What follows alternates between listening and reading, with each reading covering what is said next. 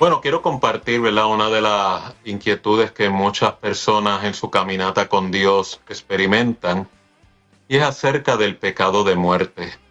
Sabemos que a través de la Biblia, que es la palabra de Dios, hay dos pecados muy, ¿verdad? Que crean mucha amenaza a muchos creyentes, algunos de manera, ¿verdad? Involuntariamente son engañados por el enemigo y otros por desconocimiento bíblico son atormentados. Por ejemplo, lo que es el pecado imperdonable, que es la blasfemia del Espíritu Santo. Muchos creyentes viven hoy en día atormentados acerca de esa acusación que el enemigo pone sobre sus vidas de que blasfemé contra el Espíritu Santo o han cometido el pecado imperdonable cuando desconocían que en realidad ese pecado no es característico de un creyente, es de los incrédulos. De los incrédulos que le adjudican milagros de Dios al demonio, a Satanás.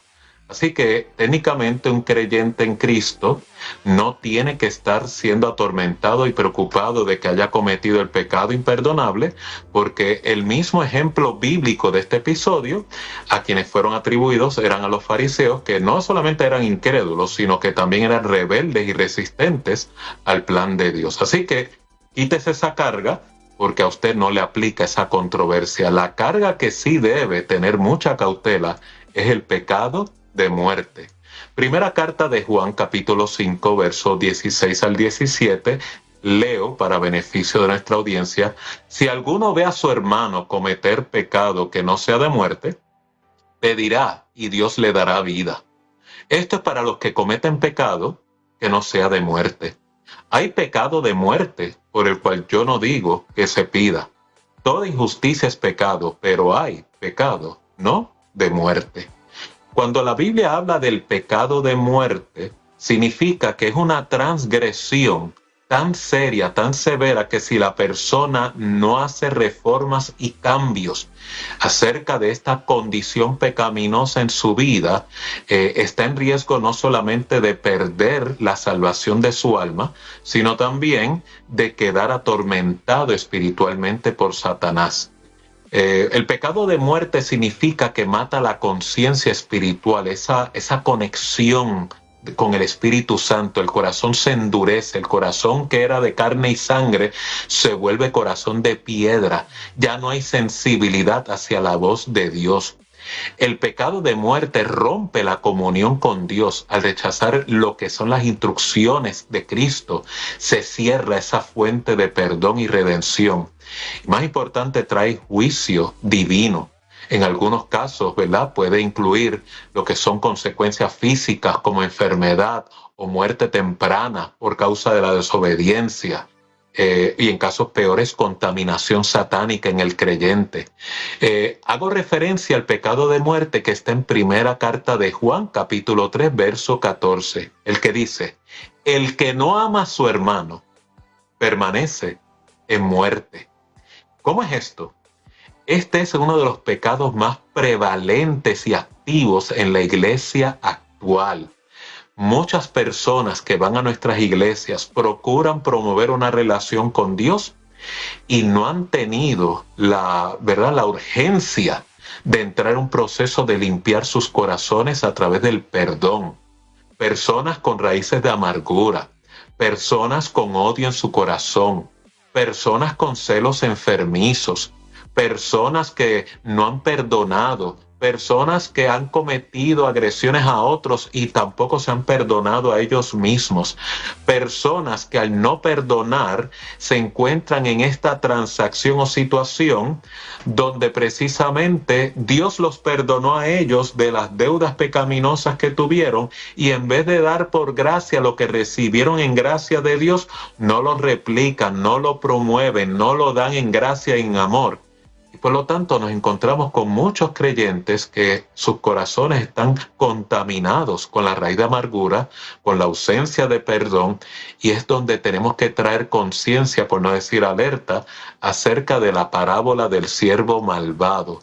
La parábola del siervo malvado en Mateo capítulo 18, verso 21-35 no es otra cosa que el creyente que no perdona, y como no perdonó, Dios lo entregó al tormento satánico y más importante aún, Dios no lo perdonó.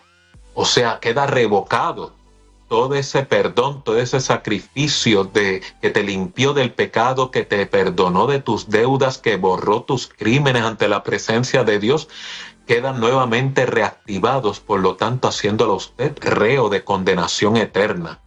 La parábola demuestra, ¿verdad? No la voy a poder cubrir en esta intervención, pero para su lectura en su tiempo privado, de que un rey que perdona a su siervo una deuda impagable, una deuda de casi $1.000 millones, $1 billón. Y conociendo el rey que su siervo no podía pagar la deuda, entonces ordenó que lo vendieran a él con toda su familia, con todas sus propiedades, hasta que pagara la deuda. Recuerde, era una deuda impagable. Este siervo le pidió misericordia al rey.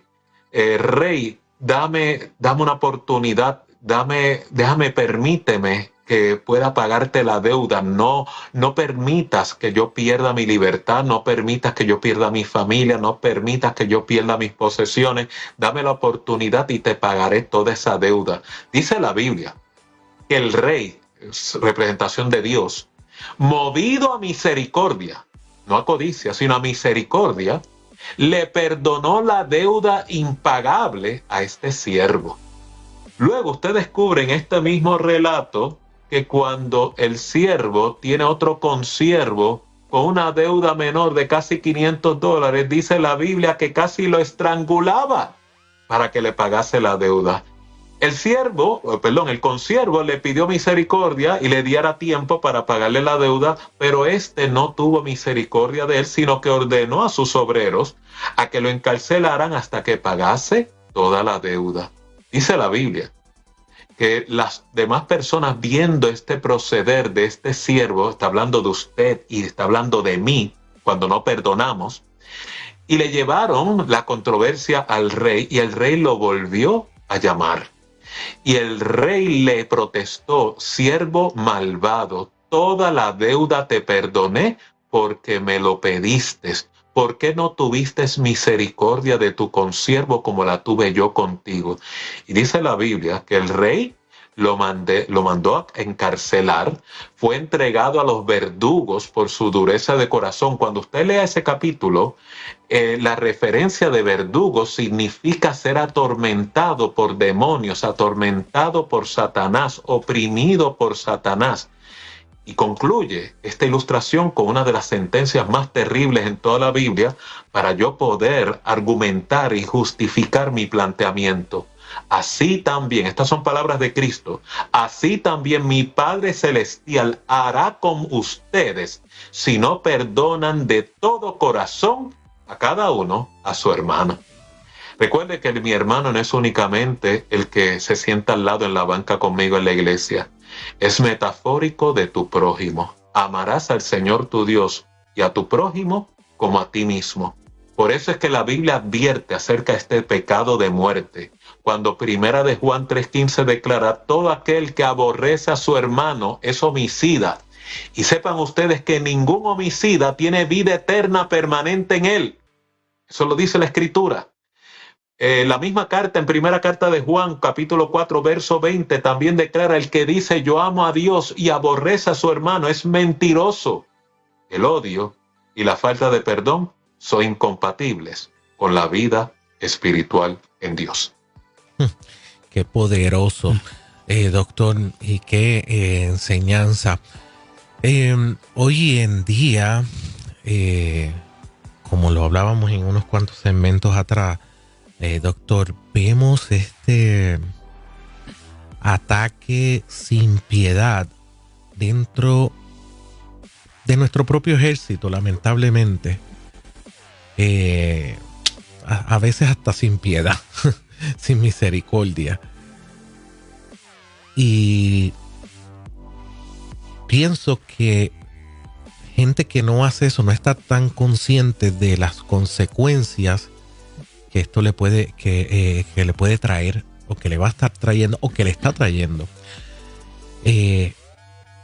No sé, bueno, cada individuo es un mundo aparte, y bueno, hay muchas variantes en esto, pero uno se pregunta, de verdad está tan consciente del daño que está haciendo a su hermano. Mi pregunta aquí va. ¿Cómo podemos atajar esta problemática? Se ha ido aumentando con las redes sociales esta situación. Claro, porque es bien fácil coger el teléfono, estar detrás de un teclado, y escribir, ¿verdad? Es fácil. Pero eso refleja también algo del corazón. Tengo que contestar, correcto, tengo que atacar, tengo correcto, que decir algo. Hay algo ahí. Precisamente. Acuérdate que la palabra de Dios no es para ganar argumentos, es para ganar corazones. Ay. Lo cual significa la persona, ¿verdad? Que precisamente no tiene un ornato, no tiene una higiene de la condición de su corazón, no tiene vida espiritual, lo que puede tener una vida religiosa. Pero hay una gran diferencia entre un religioso y un hombre y una mujer que camina en el espíritu. El religioso invierte mucho capital humano en poder mantener una apariencia de piedad, que es señal de los últimos días. La carta de Pablo en Timoteo lo advierte. Parte de las señales de los hombres de los últimos días es una apariencia de piedad, pero con sus acciones niegan la eficacia de ella. Estamos en una epidemia de religiosidad dentro de nuestras iglesias. Mucha gente con el espíritu incorrecto, muchas personas obrando fuera de la palabra, muchas personas descuidando el ornato del corazón. Y por eso es que vas a encontrar muchos templos que están muertos espiritualmente, muchas personas tratando de caminar en una relación con Dios, pero muertos espiritualmente, porque el primer principio para una espiritualidad saludable es la condición del corazón. Es el primer mandamiento: amarás al Señor tu Dios con toda tu alma, con toda tu mente, con todo tu corazón. Por eso es que cuando yo hago oración, hago plegaria y me presento a Dios ante el altar, el Espíritu Santo es el que me va a dar testimonio. Mira, ahí hay un resentimiento, ahí hay una palabra mal dicha, ahí hay un ataque, ahí hay una controversia, ahí hay un insulto, ahí hay un trato injusto hacia tu prójimo.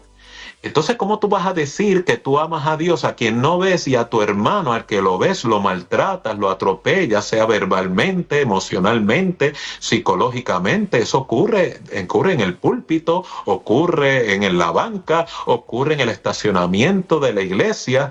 Y Dios lo que está advirtiendo, esto te puede llevar a ser reo de condenación. Inclusive Cristo fue más lejos y dijo: vas a tener que dar cuenta hasta de toda palabra mal dicha innecesaria en el día del juicio. Y es por eso que me alarma, ¿verdad? Y tengo que traer este tipo de concientización, porque entiendo yo que no se predica, o si se predica, no se predica con la efectividad que la palabra demanda, porque estoy viendo muchos creyentes andando como reos de condenación eterna y no se han dado cuenta. ¿Por qué? Porque la falta de perdón crea ceguera. Crea, ¿verdad?, que la persona se enciegue, no pueda discernir, no tenga sensibilidad. Y a mí la Biblia, la palabra de Dios me declara en Hebreos 12:15, velad debidamente, que en vuestro corazón no nazca una raíz de amargura, y por causa de ella muchos sean contaminados. Dos preguntitas sencillas. Vamos a ver que de tu sencillez me da miedo. Lo dudo. ¿Cuándo es? Me da miedo tu sencillez. ¿Cuándo? Bueno, a lo mejor vamos a tocarlo en el próximo, pero ¿cuándo es religiosidad o falta de sanidad o salud mental? Segunda pregunta. ¿Cómo una persona que no está en alta conciencia o todo lo contrario, su conciencia le dicta o le dice, sus pensamientos le dicen que está en lo correcto? ¿Cómo pueden ser sensibles al Espíritu Santo si hay un problema de sanidad, si hay un problema de salud mental, si hay un problema que ellos no quieren resolver? Porque querer, pues ya es otro tema. Ya yo quiero, estoy dispuesto, voy al altar como usted dice, el Espíritu Santo me redarguye. Pero si yo siento que yo le tenía que decir eso a Jerry y yo tenía que zumbarle y yo tenía que escribir eso y eso es lo correcto. Es que la plataforma de refuerzo de eso, el doctor la subrayó comenzando ahorita, es que la palabra no fue escrita para ganar polémicas, sino corazones. Entonces, ¿cómo se resuelve ese issue, doctor? Bueno, vamos a atender esa paradoja que me acabas de presentar, ¿verdad? Sencillito. Una persona con necesidad de sanidad divina no va a tener temor en reconocer de que está enfermo. Una persona en religiosidad niega de que está ausente de falta. Una persona religiosa siempre se va a proyectar como que ya está completo. Una persona religiosa siempre va a tener una opinión: yo no estoy ciego, yo no tengo pecado. Y la Biblia dice: todo aquel que diga que no ha pecado es un mentiroso. ¿Por qué? Porque todos hemos pecado y estamos destituidos de la gloria de Dios. O sea, el religioso opera bajo un espíritu diferente de orgullo, de soberbia, de rebeldía a lo que Dios dictamina, y eso te da testimonio de que si está en el espíritu incorrecto, es lugar, cultivo saludable para la operación satánica. Una persona en necesidad de sanidad siempre tiene un elemento de humildad presente. Me falta, o es pobre de espíritu, no tiene temor en reconocer que está enfermo, o inclusive tiene apertura en reconocer: Señor, necesito de ti porque separado de ti nada puedo hacer. La persona religiosa tiene una transacción totalmente diferente. Señor, complementa y suple lo que ya tengo. El que está en condición de búsqueda de sanidad: Señor, estoy en bancarrota espiritual, separado de ti, yo nada puedo hacer. Pues esa actitud que la Biblia habla y advierte, el humilde y contristo de corazón, es el corazón que Dios no va a despreciar, es el que típicamente recibe sanidad y recibe respuesta de Dios. El que dice no estoy carente de nada es el que Dios llama en Apocalipsis, diciéndole: tú eres un desventurado, eres ciego y estás desnudo. Te invito a que compres de mí colirio para que te limpies. Poderosa palabra.